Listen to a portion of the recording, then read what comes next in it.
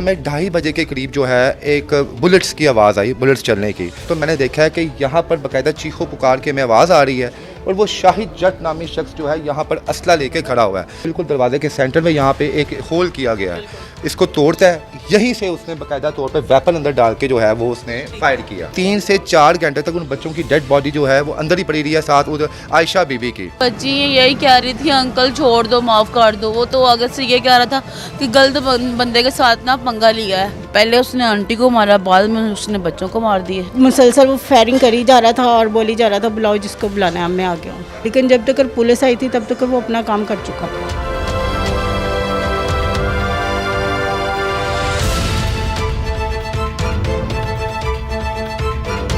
सुबह 3:30 बजे पुलिस को एक कॉल मौसूल होती है जिसमें कंप्लेन की जाती है कि मजंग के इलाका में फायरिंग की आवाज़ आई है।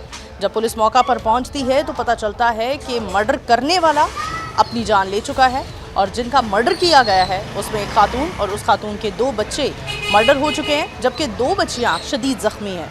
आज हम उस मौका पर मौजूद हैं, यहाँ बात करेंगे इलाका मकीन से और जानेंगे अंदरूनी हक़ाइक़। आप देख रहे हैं प्रोग्राम बोलो लाहौर, मैं हूं आपकी मेज़बान नूर अमानुल्लाह। आइए प्रोग्राम का बाकायदा आगाज़ करते हैं। जी नाज़रीन, राव वसीम अख्तर साहब हमारे साथ मौजूद हैं निजी टीवी चैनल के साथ, और जो सुबह से इस पूरे वाक़या पर रिसर्च कर रहे हैं, इनसे जानते हैं इनकी फाइंडिंग्स क्या हैं। अस्सलाम वालेकुम। वालेकुम अस्सलाम। मेरी बहन, ये अभी कुछ दिन पहले आपको पता है कि वाक़या हुआ इचरा में। आप देख लें कि इंसानियत की तज़ील की जा रही है, छोटे छोटे बच्चों को ज़िबा किया गया है, और अब ये मजंग में इतना इंसानियत सोज़ वाक़या हुआ है कि बच्चे भी बड़े भी सब जो ना परेशान भी हैं कि यहाँ पे तहफ़्फ़ुज़ नहीं है। क्या हमारे इदारे इस वक्त CCD है और बहुत इदारे हैं, ये ख्वाब गफलत में पड़े हुए, इतने बड़े वाक़या हो जाते हैं तो कोई इन पर एक्शन नहीं है, बस आते हैं फिर अपनी कार्रवाई पूरी करते हैं। इंसानी जानें ज़ाया हो गई हैं, इंसानी जानें ज़ाया हो गई, और ये इलाका इतना खौफ और हरास भी है, बच्चे भी सुबह से परेशान हैं, घरों के लोग भी परेशान हैं। तो हुकूमत को चाहिए कि हर जगह पे ख़ास तौर पे जो आपने कैमरे लगाए हैं मोहल्लों में भी लगें, और जो किराएदार आते हैं उनकी पूरी तहकीक होनी चाहिए।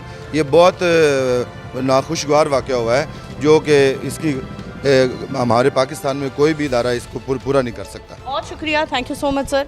जी नाज़रीन, जहाँ भी मर्डर होता है वहाँ खौफ व हरास अपनी जगह बना लेता है। अगर हम इस इलाके की बात करें तो मजंग के इलाका में भी खौफ व हरास ने अपनी ख़ासी जगह बना ली है। हमें पूरी गली में खौफ नज़र आ रहा है, वीरानी नज़र आ रही है। कुछ बच्चे हमारे साथ मौजूद हैं, आइए इनसे बात करते हैं। अस्सलाम वालेकुम। वालेकुम अस्सलाम। बच्चे, आप इसी बिल्डिंग में रहते हो, हमें बताओ क्या वाक़या पेश आया? इधर रात को ही आई थी आवाज़ें वगैरह, तो हम सब देखने गए हैं तो ऊपर ये माहौल बना हुआ था। ठीक है, बस क्या आवाज़ें आ रही थी? ठक ठक की आवाज़ आई है, हमें लगा शायद इधर काम हो रहा है, तो हमने ऊपर एकदम गोलियों की आवाज़ें आई हैं, चीखने की आवाज़ें आई हैं, तो हम ऊपर गए हैं तो हमने देखा है तो ये वारदात हो चुकी थी। आप बताओ क्या आवाज़ें आ रही थी यहाँ? चीखने लड़कियों की ना, औरतों की चीखने की आवाज़ें आ रही थी यहाँ से। हम आए थे, गए हुए थे हम कहीं अपनी खाला के, तो हम आए वहाँ से, तो हम गोलियों की पहले हमें आवाज़ें आई, फिर हमें चीखने की आवाज़ें आई, यहाँ से कोई चीख रहा है यहाँ से। तो आप लोगों ने जब चीखों की आवाज़ सुनी तो मदद करने के लिए कोई कोशिश की, मदद फराहम की उनको? जी हम तो यहाँ पे थे, हमारे अब्बू सारे गली में आ गए जी, कोशिश करी, हम सब ने कोई उठाई नहीं, कोई सारे कोशिश करी, आवाज़ें दी चीखने की, किसी को कोई उठाई नहीं, कोई सारे कमरों में थे, कोई भी नहीं इनके आया कोई। अस्सलाम वालेकुम। इस बिल्डिंग में रहते आपको कितना अरसा हो गया? 1 साल हो गया। जानती हैं जिस फैमिली का मर्डर किया गया है, कौन फैमिली थी? वो ऊपर 4th पोर्शन पे रहते थे, लेकिन हम कभी उधर नहीं गए, ना वो हमारी तरफ कभी नहीं आए। अच्छा, वाकया क्या हुआ आपको इसका तो अंदाज़ा होगा, फायरिंग की आवाज़ आई होगी। तो रात को 2:30 बजे भाई आया जो इनके साथ ही पहले रहते थे ना, जिन्होंने ये सारा कारनामा करा है, तो वो ही सारा कुछ उन्होंने फिर बाद में इधर से किसी ने 15 पे कॉल करी, मौके पे उनको मार कर चला गया, वो खुद ही उसने खुदकुशी कर ली। ठीक है, रात के 3 बजे आया और फायर करता हुआ 2:30 बजे यहाँ से एंटर हुआ। हाँ जी, ठीक है, 2:30 बजे आया था, तो उनको मारा, फिर उसने अब बाद में उसने अपने आप को मार लिए। ठीक है, तो फिर सब से 2 अभी सिस्टर जो हैं वो हॉस्पिटल में है। ठीक है। आप कौन से फ्लोर पर रहती हैं? 3रे पे। ठीक है, तीसरे फ्लोर पर रहती हैं और वो चौथे फ्लोर पर रहते थे, तो कभी आना जाना बच्चों से मिलना मिलाना या आमना सामना तो होता हो? आंटी से भी मुलाकात होती रहती थी, ठीक है। अक्सर सीढ़ियों पे होगी, कभी गली में होगी, हो जाती थी। क्या उम्र थी उस खातून की जिसका मर्डर किया गया है? थी कोई 40-45 साल की है थी वो। और 4 बच्चे थे उनके? हाँ 4 बच्चे, 3 बेटी एक बेटा था। ठीक है। तो हस्बैंड तो नहीं हमने देखे, क्या थी फोत हो गए हैं, बेवा औरत थी, तो वो जिनके साथ रहती थी वही उसका कुछ लगता ही था। तो कोई नहीं, बस क्या कह सकते हैं। ठीक है, क्या कहना चाहेंगी? हम देख रहे हैं कुछ दिन पहले हमने इचरा का सानेहा सुना और आज हम सुन रहे हैं कि ये एक दर्दनाक वाक़या हमें सुनने को मिला है। क्या कहेंगी, इंसानियत कहाँ वो जा चुकी है, क्या रुख इख्तियार कर लिया है? क्या सकते हैं, बस दुख ही, हम अफसोस ही कर सकते हैं और तो हम क्या कर सकते हैं। अच्छा, आप इलाका मकीन हैं तो क्या खौफ व हरास है, खौफजदा हैं सभी लोग? बच्चों की क्या सूरत हाल है? बच्चे तो कोई बाहर निकल नहीं रहे, कोई सारे डरे हुए हैं, बड़े तो बड़े, सब भी रात की फैमिली सारी जाग रही हैं, कोई सोया ही नहीं है यहाँ पे। अच्छा, कोई लड़ाई झगड़े की भी आवाज़ आई आपको? कोई गालम गलोच की या लड़ाई झगड़े की आवाज़ आई? आज तो यही आई है, बच्ची यही कह रही थी अंकल छोड़ दो, माफ़ कर दो। वो तो आगे से ये कह रहा था कि गलत बंदे के साथ ना पंगा लिया है आपने गलत किया है। तो कोई नहीं, फिर बाद में आवाज़ स्लो होती गई। पहले जो आंटी थी वो तो सामने ही लेटी हुई थी ना, सामने दरवाजे के सामने ही वो सो रही थी। तो पहले उसने आंटी को मारा, बाद में उसने बच्चों को मार दिए। तो दो बच्चों की हालत ज़्यादा सीरियस थी ना, उनको फिर हॉस्पिटल उठा के ले गए, बाकी तो मौके पे फिर बहुत हो गए। बिल्कुल। हाँ जी। जी नाज़रीन, इलाका की खातून जो इस बिल्डिंग में 1 साल से रह रही थी, उनके ख़यालात, उनकी बात, गुफ्तगू हमने आप तक पहुंचाई, जिनका कहना है कि तकरीबन रात 2:30 बजे का वक्त था जब ये झगड़ा शुरू हुआ और वो शख्स जिसने ख़ुद को भी शूट करके अपनी भी जान ले ली, ख़ुदकुशी कर ली, वो रात के 2:30 बजे गोलियां चलाते हुए इस बिल्डिंग में दाखिल हुआ और चौथे फ्लोर पर गया जहां वो खातून अपने बच्चों के हमरा रहा करती थी। और जो भी बात थी वो हमने आप तक पहुंचाई। आगे बढ़ते हैं, मज़ीद लोगों से बात करते हैं। मज़ंग के इलाका में सुबह सवेरे एक अफसोसनाक वाक़या पेश आया मेरे साथ। मज़ंग के इलाका की इस बिल्डिंग की जहाँ वाक़या पेश आया, रिहायशी मौजूद हैं जो कि इस खातून जिनको मर्डर कर दिया गया है उनकी हमसाई भी हैं। आइए इनसे बात करते हैं। अस्सलाम वालेकुम। जी वालेकुम अस्सलाम। क्या कहना चाहेंगी, कितना अरसा हो गया आपको इस इलाका में, इस बिल्डिंग में रहते हुए? हमें यहाँ पे आए हुए 5 साल हो गए। 5 साल से आप यहाँ रह रही हैं। जिस खातून को मर्डर किया गया उनको रहते यहाँ कितना अरसा हुआ है? उनको तो अभी 6 माह हुए हैं। कभी मिलना जुलना होता था, आना जाना था? जी। ठीक है। कैसी खातून थी और कैसी फैमिली थी, क्या कहना चाहेंगी? नहीं, फैमिली तो अच्छी थी, लेकिन ये था कि वो अपने ही मूड में रहती थी, अपनी धुन में रहती थी, यानी कि इतना मिलना जुलना नहीं था हमारा उनके साथ। ठीक है। जो बच्चे थे उनसे कभी मिलना होता था? जी, बच्चे तो अच्छे थे माशाल्लाह सारे। ठीक है। एजुकेशन पूरी कर रहे थे अपनी, सारे ठीक थे माशाल्लाह। जब रात गए ये वाक़या पेश आया, फायरिंग की आवाज़ आई, तो क्या कर रहे थे आप लोग? अपने घर पर थे? जी, हम लोग सेन में सो रहे थे, तो एकदम से दरवाजे की आवाज़ आई, तो मैंने कहा पता नहीं कौन है जो हमारा दरवाज़ा खटखटाई जा रहा है। तो मैंने उठ के देखा तो कोई भी नहीं था। तो जब मैंने सीढ़ियों से नीचे देखा, क्योंकि वो हमारे नीचे वाले फ्लोर में रहते हैं, हम सबसे ऊपर वाले फ्लोर में रहते हैं, तो वो फायरिंग की आवाज़ आ रही थी, तो फिर मैं अंदर चली गई। तो आपने 15 पर कॉल करने की कोशिश नहीं की? नहीं, मेरे पास फ़ोन में बैलेंस नहीं था, लेकिन मैंने हेल्प मांगी थी ऊपर से नीचे लड़के फिर रहे थे गली में, तो मैंने उनको कहा कि 15 पे कॉल कर दो। तो उन्होंने किसी ने 15 पे कॉल की, लेकिन जब तक पुलिस आई थी तब तक वो अपना काम कर चुका था।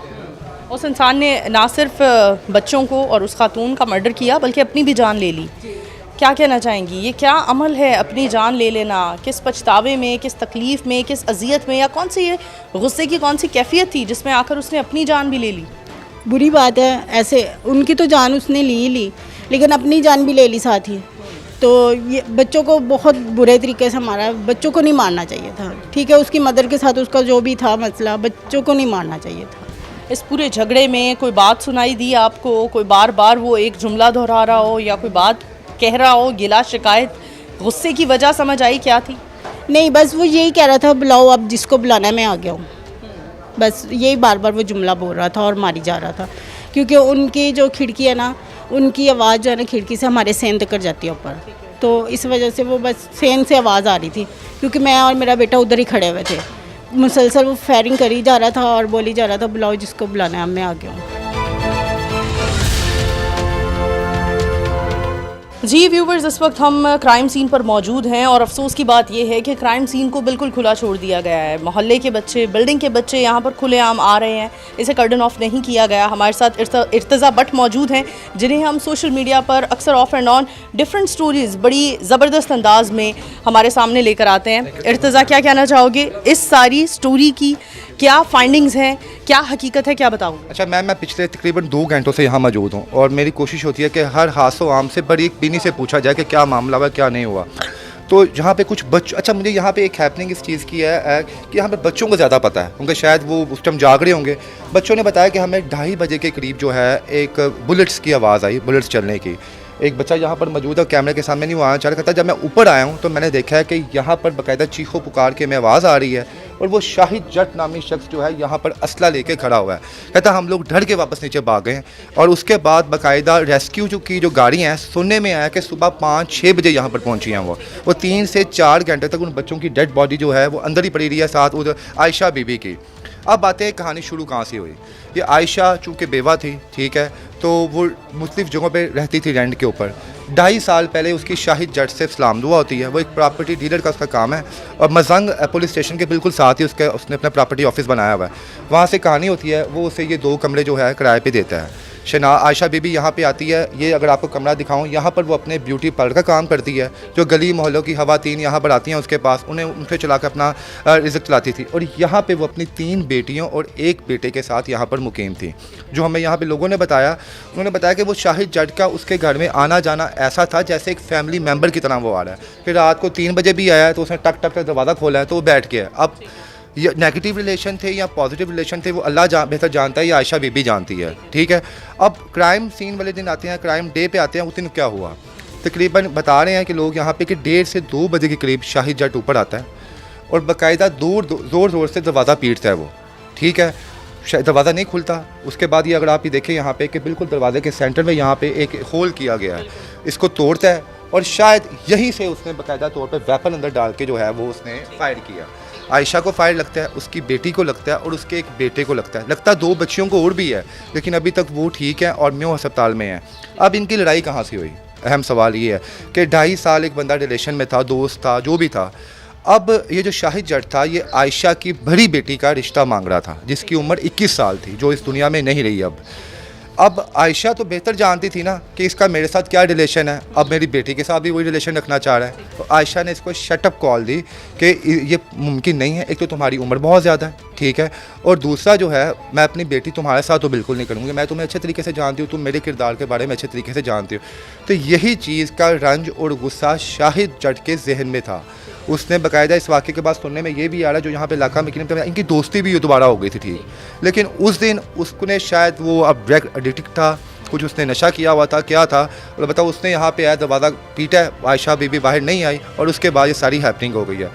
उसके बाद अब आते हैं पुलिस की जानिब से कि पुलिस ने क्या कार्रवाई अभी तक की है। ये देखें मैडम आप यहाँ पे कि ये कुशन मौजूद है, यहाँ पे पिलो है, कपड़े हैं, उस पर ब्लड वैसे ही है, ठीक है। मतलब कोई भी यहाँ पे क्राइम सीन को कवर नहीं किया गया। ये अगर आप देख रहे हैं, मैं उसे हाथ भी नहीं लगा सकते कि सुनने में यहाँ पे आया, जो मुझे एक लड़के ने बताया यहाँ पे कि उस आयशा को बाकायदा तौर पे बाहर लिटाया गया था, ठीक है। शायद उसके सर पे बुलेट लगी होगी, क्योंकि उसका सर देखें साइड पे है और यहीं से ही पूरा ब्लड उसका नीचे जा रहा है, ठीक है। और उसके बाद जो है ये जब सभी सारी हैपनिंग हुई, पुलिस भी 1.5 से 2 घंटे के बाद आई है, जो यहाँ पे इलाका मकीम वालों ने बताया। और 5 से 6 बजे जो है उसके बाद रेस्क्यू वाले आए हैं। ये सेम मैडम ये कहानी ना, ये आपने इचरा भी कवर किया इससे पहले जाके। इन दोनों कहानियों में एक चीज़ की जो है वो मुमासलत है, वो ये है कि रिलेशनशिप। उससे वो रिदा नामी खतून का भी शहरियार जो जंग का एक नौजवान था, उससे रिलेशन था। उस रिलेशन की वजह से उसने अपने 3 बच्चे मार दिए। और यहाँ पे भी अब शहनाज बीबी, अल्लाह पाक उसकी बख्शिश फरमाए, इस दुनिया से जा चुकी है वो। और यहाँ पे भी उसका शाहिद जट से रिलेशन था, उस रिलेशन की वजह से फिर बच्चे जो हैं वो मौत के मुंह में चले गए। इट मीन्स के इलीगल जो रिलेशन है ना, वही इस वक्त लाहौर की सोसाइटी में हम जितना भी क्राइम कवर कर रहे हैं, उसके पीछे यही जो है तमाम चीज़ें जो सामने आ रही हैं। बाकी क्राइम सीन आपके सामने है, बच्चे भी आपके सामने हैं। जी नाज़रीन, यहाँ मौजूद हमने सहाफ़ियों से बात की, यहाँ मौजूद इलाका मकीन से बात की और जो फाइंडिंग्स थी वो आपके सामने रखी। अफसोस इस बात का है कि हमारे माशरे में बढ़ती गैर अखलाकी हरकत व सकनात की वजह से हम इस तरह के मज़ीद क्राइम अपनी सोसाइटी में बढ़ते देख रहे हैं। इस सोसाइटी में हम चाहे जितनी भी फोर्सेस बना लें, चाहे जितनी भी हम CCD बना लें, पीरा फोर्स बना लें, कोई भी क्राइम की शरह हम तब तक कंट्रोल नहीं कर सकते जब तक हम अपनी ज़ात को बेहतर ना बना लें। इसी के साथ अपनी होस्ट नूर अमानुल्लाह को दीजिए इजाज़त। दोबारा हाजिर होंगे, तब तक के लिए अल्लाह हाफ़िज़।